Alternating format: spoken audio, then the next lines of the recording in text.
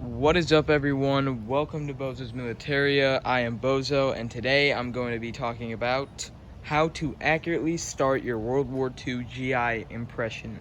Now, this stuff is universal throughout infantry units, but when I get onto gear and such, that will be a different story. So, without further ado, let's get started. But before I do, I just want to say, I want to give a shout out to my friend Lucas. He drew this picture. I'll put it up on the screen.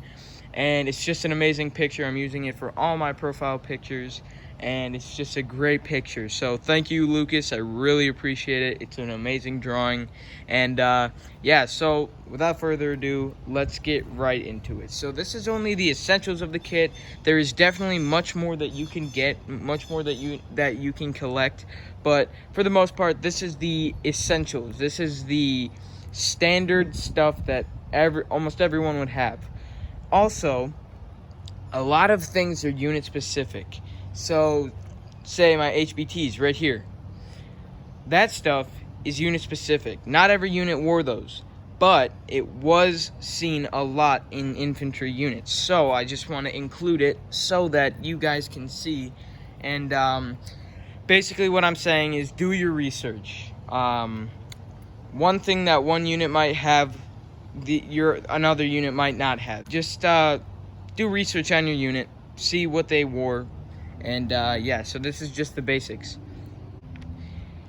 Now, you might not be seeing some items, and that is because I thought they were non-essential, or I didn't even have them, or I can't find them right now. But, so yeah, that's that.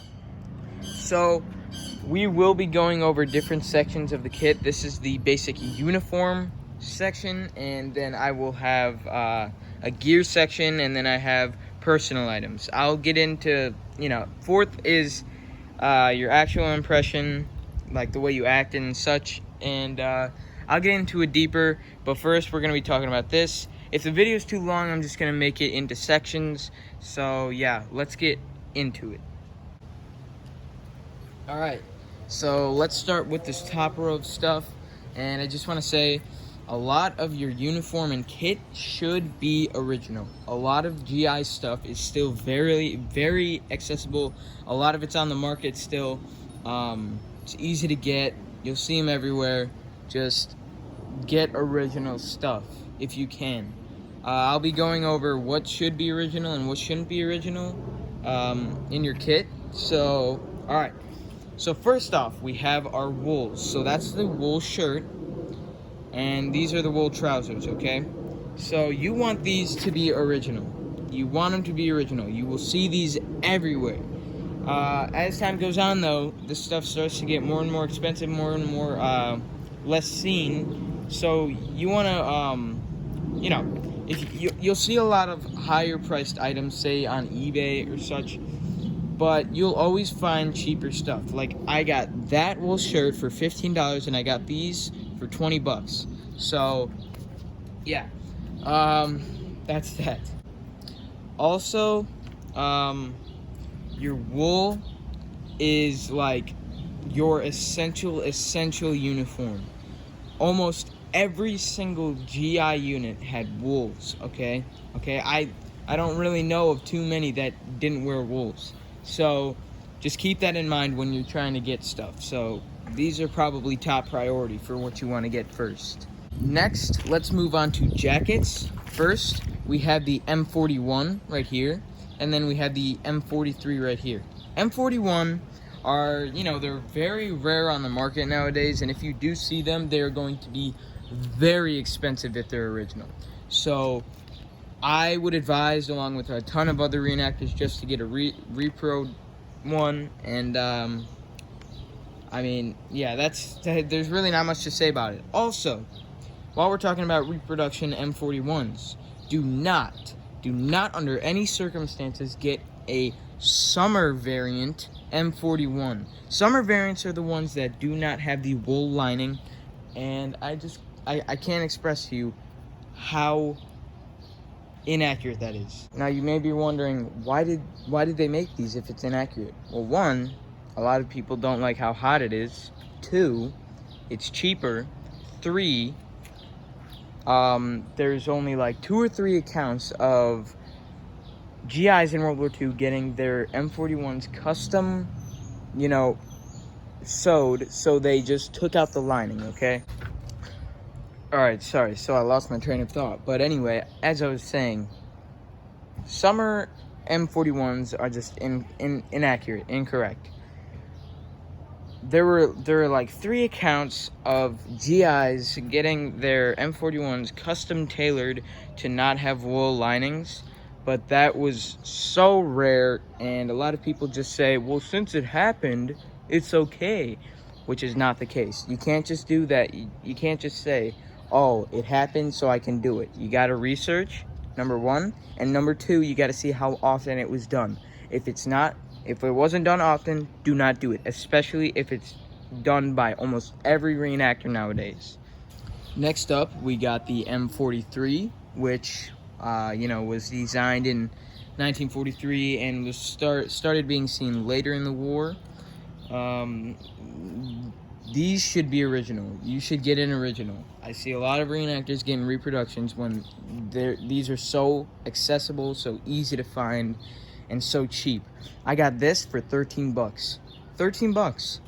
It's crazy. It has a little paint on it. It's got some paint on it. The guy used it as a painter's jacket after the war.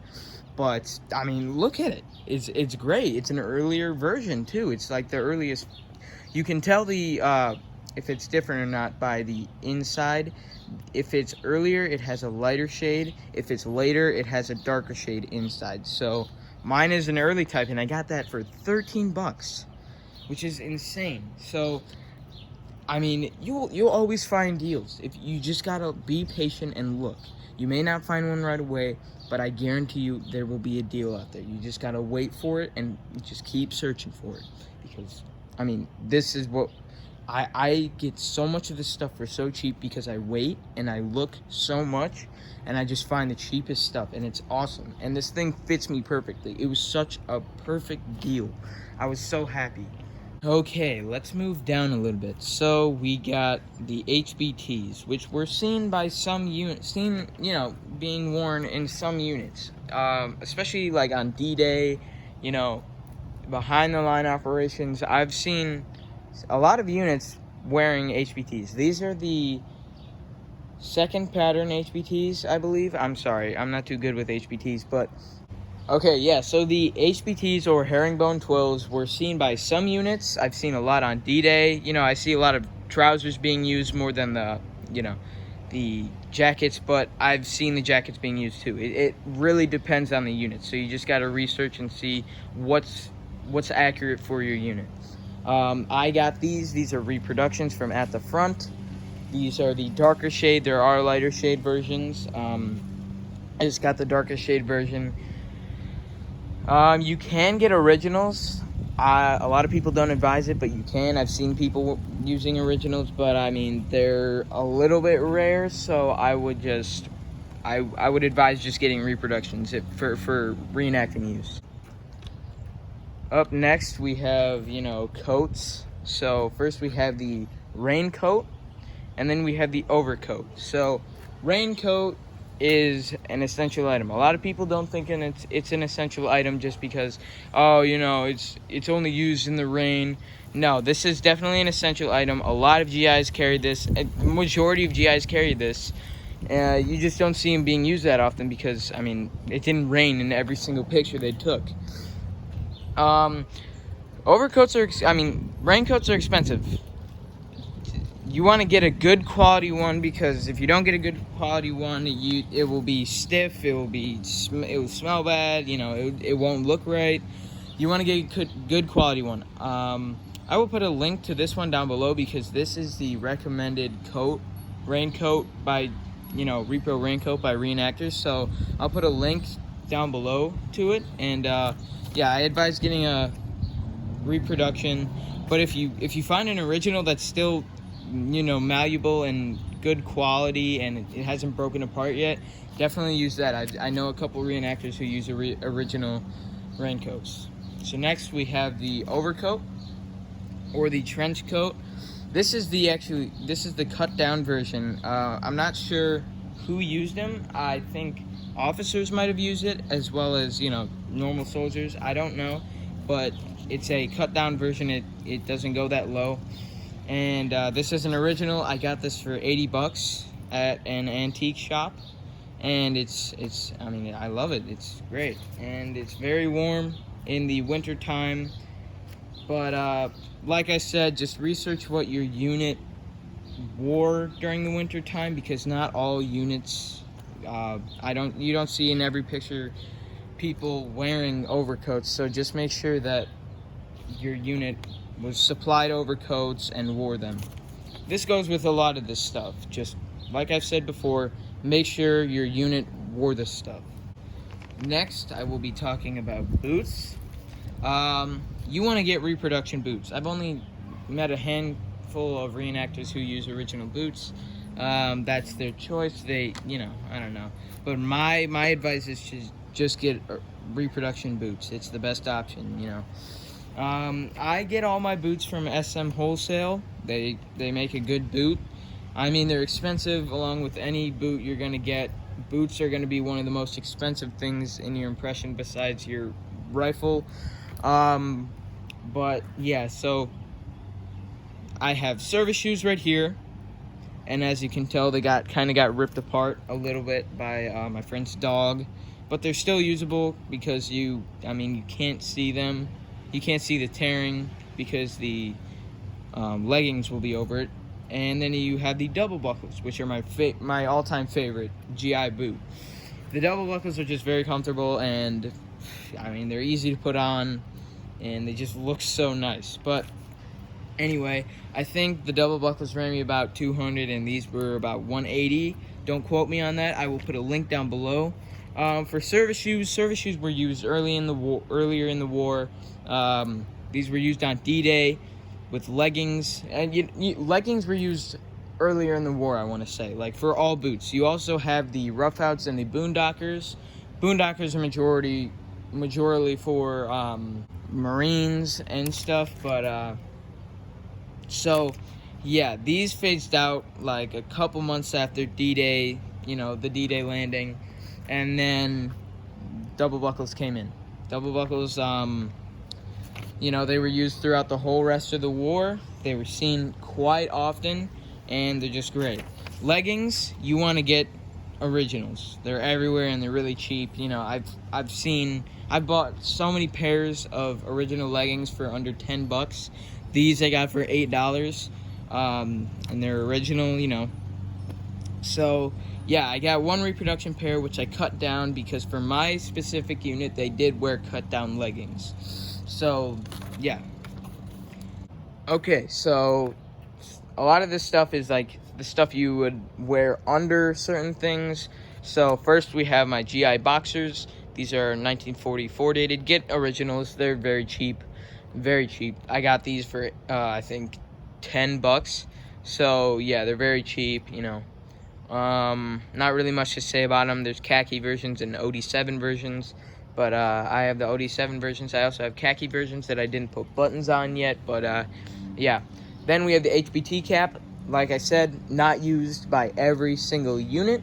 Research what your unit wore. Research what, what was available to them. Jeep cap. Jeep cap, I would say, is an essential item. I would say every single GI had a Jeep cap. Jeep caps are nice and warm. There's really only one place that I recommend getting a Jeep cap from, is at the front. They make a really, really good Jeep cap, even though it might be a little pricey. They make it's amazing. It's a really good Jeep cap.